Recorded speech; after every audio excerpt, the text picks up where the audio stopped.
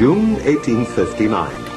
A coach is traveling through northern Italy, rattling over bad roads and fording rivers in search of Napoleon III, Emperor of France, who is making war in the area. In the coach is Henri Dunant, the Swiss businessman, and he's hoping to have an audience with the Emperor. What he finds is something quite different.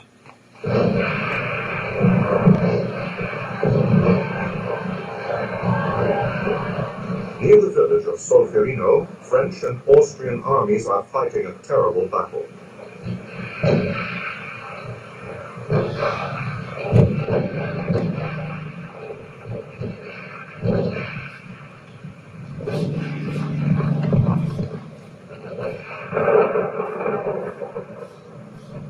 By evening, all that is left on the battlefield is thousands of dead and dying men.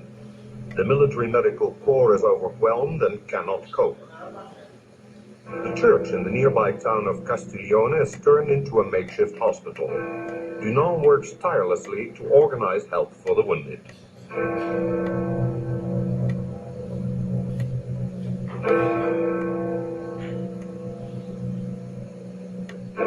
He does whatever he can to help and comfort the victims, along with simple gestures like taking down messages for their families. Dunant is joined by many local women who nurse the wounded by his side.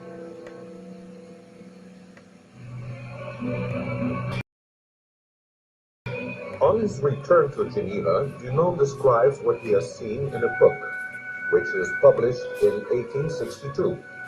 He proposes that a society of volunteers be established in every country to protect and look after people wounded in war. Thus, a truly great idea is born.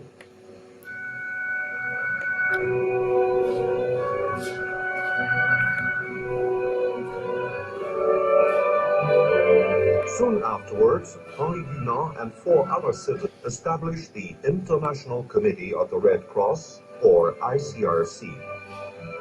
In 1864, they call a diplomatic conference, which adopts the first Geneva Convention to protection for wounded soldiers.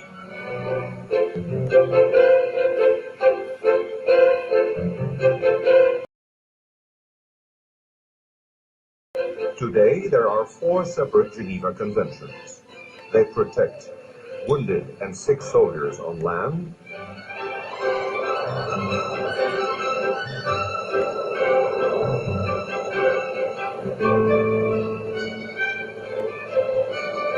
wounded, sick, and shipwrecked sailors at sea,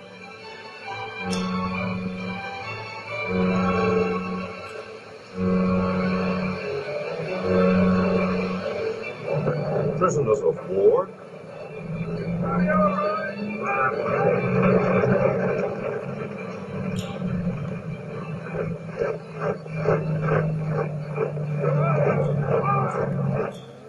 and civilians in wartime. To supplement these conventions, which were adopted in 1949, 2 further treaties have been added since. Meanwhile, the International Committee of the Red Cross has greatly expanded its activities, but its mission is still the same: helping victims of armed conflict. It does this by providing civilians with material and medical aid.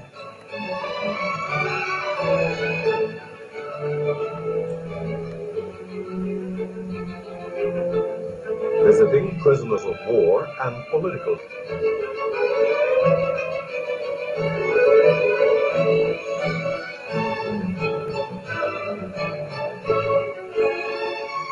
Forwarding messages between members of separated families and, whenever possible, reuniting them.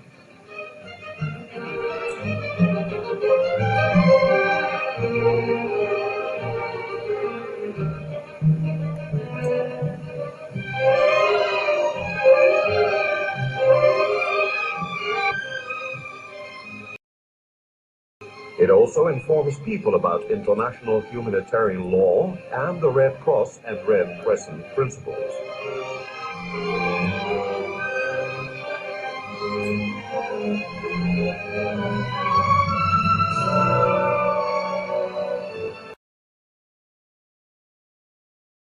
There are now over 150 National Red Cross and Red Crescent societies throughout the world. They are active in wartime, but they also have many peacetime activities, such as blood donation and disease prevention campaigns.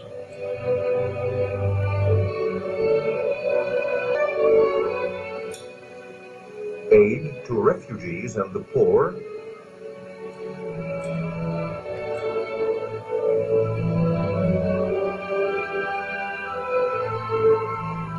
and also first aid wherever it's needed.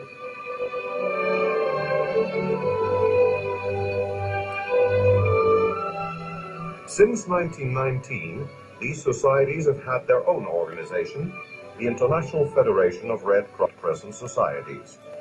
This federation concentrates its efforts on providing relief for victims of natural disasters, and it coordinates in peacetime the work of the national societies on an international level.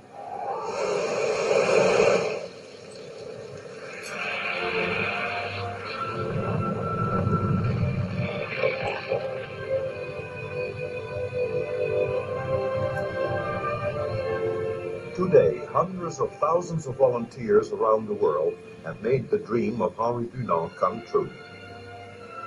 Together, they form the International Red Cross and Red Crescent movement.